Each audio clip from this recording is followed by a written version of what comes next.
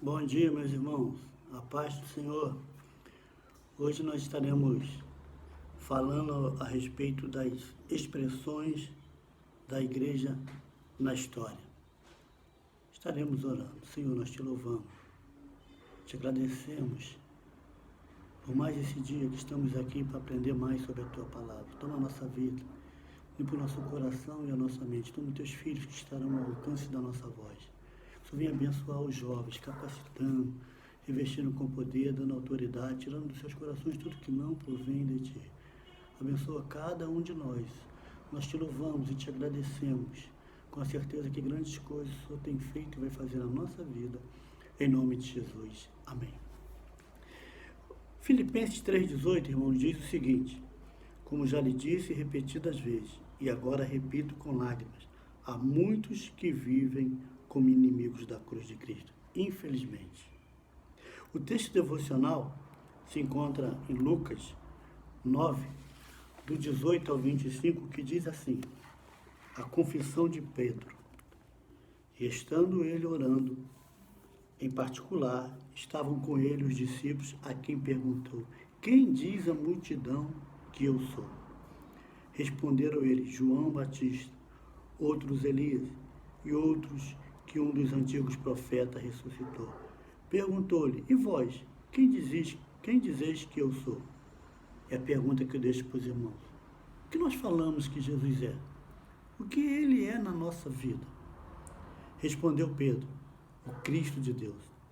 E advertindo-os, mandou que a ninguém contassem isso, dizendo: é necessário que o Filho do Homem sofra muitas coisas e seja rejeitado pelos líderes religiosos, pelos principais sacerdotes e mestres da lei, seja morto e ressuscite ao terceiro dia.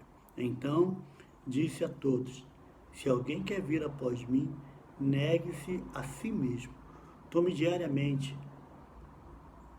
a sua cruz e siga-me. Pois qualquer que quiser salvar a sua vida, a perderá. Mas qualquer que por minha causa perder a sua vida, a salvará. Que adianta o homem ganhar o mundo todo, perdendo-se ou prejudicando-se a si mesmo? Então, o que nós dizemos que Jesus é? Será que nós falamos de boca uma coisa, mas as nossas atitudes diz outra? Então é para a gente agora refletir nesse texto. E diz que aquele que quiser vir após Jesus, é necessário negar-se a si mesmo. Então, é uma pergunta que ele fez a Pedro,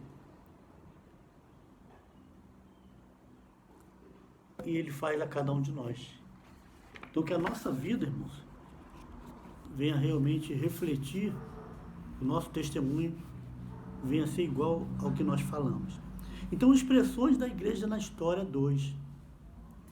No século 17 e 18, caracterizaram-se por um grande despertamento intelectual.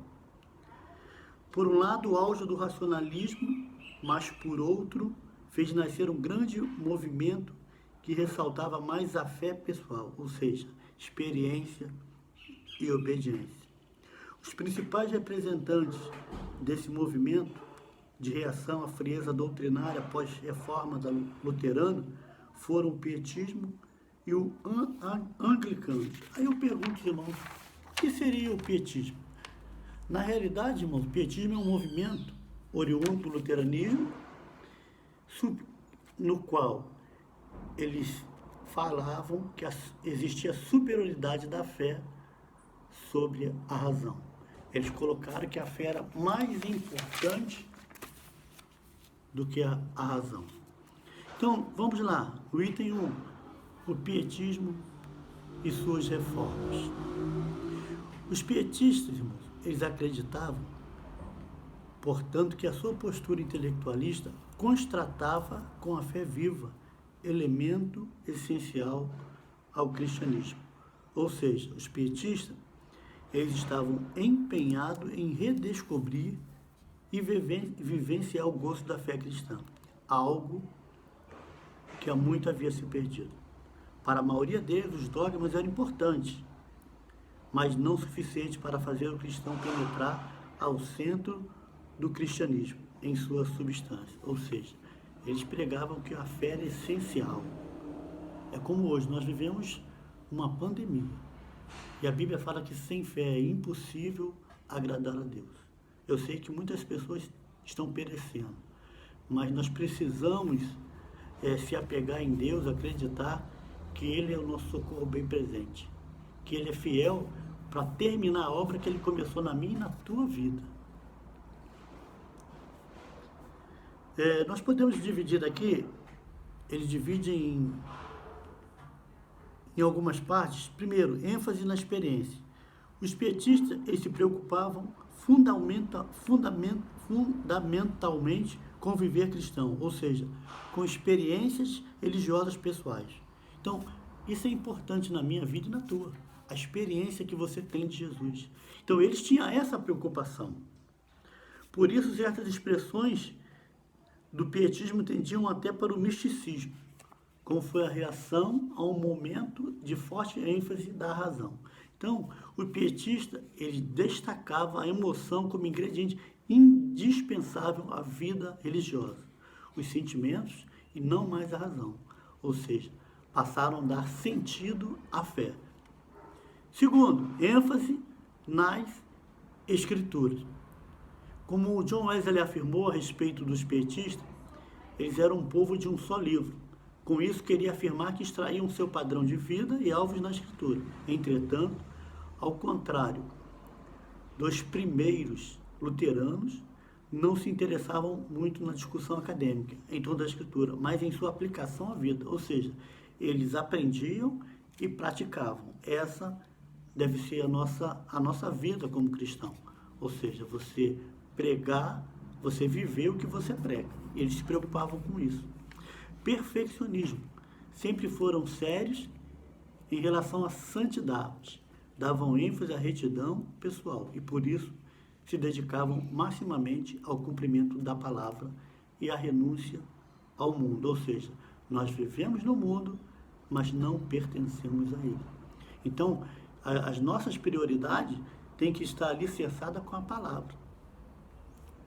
Visão reformista. Os petistas se caracterizavam também por um desejo de reforma em qualquer contexto de frieza. Ou seja, foi um Pentecoste da época. Entretanto, deve-se destacar que, apesar disso, os pietistas, o pietismo assumiu a existência da igreja estabelecida. Não se tratava, portanto, de atacá-la, mas de identificar e lutar por aquilo que considerava essencial, a vida espiritual e o novo nascimento. Descendente do pietismo, nós podemos ver aqui os moráveis. Nós já, em algumas aulas passadas, nosso presbítero Valdir já falou, nós vemos na Bíblia, nós vemos que os moráveis foram responsáveis por levar a preocupação pietista pela espiritualidade pessoal a várias partes do mundo. Ou melhor, na Bíblia não, mas John Wesley foi aquele que teve uma experiência com os moráveis. Nós vemos que o movimento exerceu um grande impacto na história do cristianismo. Isso pode ser notado principalmente pelo grande despertar missionário do século XIX e pela influência exercida sobre John Wesley e o metodismo. O metodismo, ou seja, o zelo missionário dos moráveis, também teve impacto sobre a vida de John Wesley a bordo do navio Simonte. O jovem sacerdote anglicano teve o seu primeiro contato com os moráveis, que também estavam a caminho da Geórgia. Igreja na Europa. A reforma protestante, embora tenha trazido mudanças profundas na teologia cristã, não foi capaz de abalar as estruturas da Igreja romana. A Contra-Reforma é prova disso. O movimento de reavivamento no interior do catolicismo romano teve por objetivo reafirmar a identidade da Igreja de Roma. Como se sabe, depois da Reforma Luterana, o cristianismo ocidental dividiu-se em dois grandes blocos: o catolicismo romano e o protestantismo. Isso significa que o cristianismo, embora redefinido, continuou como religião predominante no mundo ocidental. Portanto, a sua permanência por tanto tempo e sua influência duradoura, para o bem ou para o mal, acabam por consolidar a presença determinante do cristianismo na cultura ocidental. Então, irmãos, nós podemos dizer que é o seguinte: devemos ressaltar que a pluralidade ela é importante à igreja, pois a força de se usar o que tem de melhor e a refletir mais profundamente o seu sistema a partir do momento em que precisa dar a resposta. Esse é o lado bom da pluralidade. É incrível até onde podemos ir quando a nossa fé se confunde com a cultural.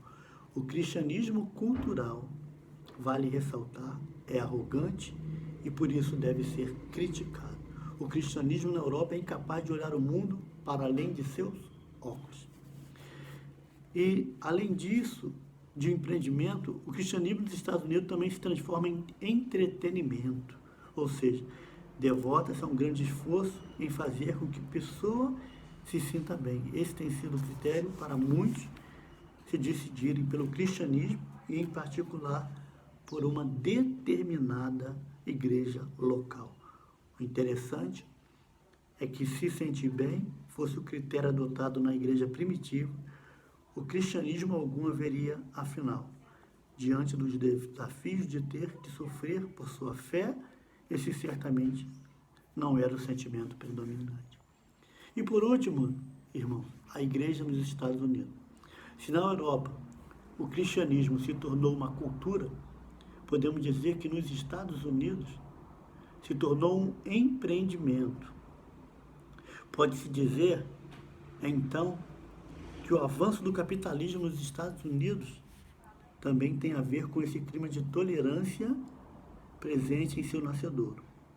Infelizmente, nós vemos que o cristianismo, ou seja, se tornou um mercado da fé. Ou seja, a fé como negócio tem sido exportada a outros países, inclusive para o Brasil. E o tipo de teologia que se pratica nesse contexto tem trazido profundas transformações no mundo evangélico atualmente. Então, irmãos, a aplicação prática desse ensinamento na nossa vida. Discuta com alguém, em sua opinião, a igreja é intolerante para com outras expressões de fé? Em sua opinião, na condição de igreja de Cristo, como deveríamos nos portar com aqueles que expressam sua fé de maneira diferente? Pense, por um instante, quais características você destacaria nas mensagens que expressam o cristianismo como negócio de fé. Logo após, procure versículos que mostrariam ser esse um cristianismo perigoso. Então, irmão, nós vemos que o texto que nós lemos no início, Lucas 9, do 18 ao 25, Jesus ele pergunta: quem diz a multidão que eu sou? Nós vemos aqui o contraste. Europa, Estados Unidos, o passado, após a reforma de Lutero, como a igreja se tornou, e nós vemos como a igreja tem se tornado hoje. O que nós podemos dizer que a igreja é? Nós vemos nas mídias sociais, irmãos, e é triste isso, porque eu sei que toda autoridade constituída Deus permite, e eu não estou aqui para questionar a autoridade A ou B, mas eu quero colocar o seguinte: às vezes nós nos posicionamos a respeito de um político ou de outro, e gostamos dele, até esperamos que ele faça bons projetos, bons governos, mas a gente coloca ele como se fosse algo aquém, acima dos demais. E quando tem questionamento, a gente coloca nossa fé de lado, a ponto de atacar um ao outro. E nós vemos isso através das mídias sociais. O gosto por político A, por político B, infelizmente, as pessoas não pensam e escrevem tanta coisa, até ofensa. Então a gente precisa estar atento e realmente o que nós falamos que Jesus é hoje? Como é a nossa regra de fé hoje? O que as pessoas podem ver através da nossa vida por Jesus? Porque será que a nossa igreja hoje também se tornou um comércio? Infelizmente, a Bíblia fala que nos últimos dias teriam pessoas avarentas, amantes de si mesmo, que, se possível, enganariam até os escolhidos. Infelizmente, pessoas estão aí e a maior finalidade infelizmente, é ganhar dinheiro. Mas que nós não venhamos ser assim, irmãos.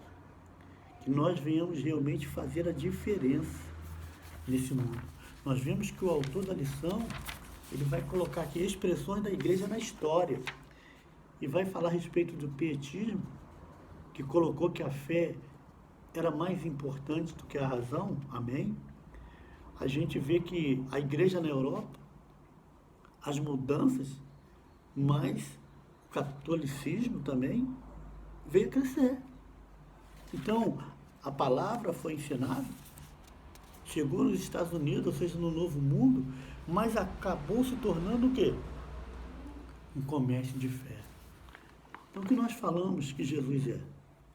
E ele ainda vai dizer, e vós, quem dizeis que eu sou? Então, é necessário que o Filho do Homem, Jesus falando, sofra muitas coisas e seja rejeitado pelos líderes religiosos, pelos principais sacerdotes e mestres da lei. Seja morto e ressuscite no terceiro dia. E continua o texto, irmãos, vai dizer que cada um de nós devemos levar a nossa cruz. Ou seja, você vai ser afrontado. Você muitas das vezes vai ser questionado. E muitas das vezes você vai ter razão. Mas mesmo assim, a Bíblia fala que cada um de nós devemos levar a nossa cruz.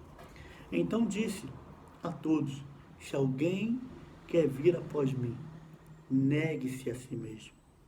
Tome diariamente a sua cruz e siga-me, pois qualquer que quiser salvar a sua vida perderá, mas qualquer que por minha causa perder a sua vida, a salvará.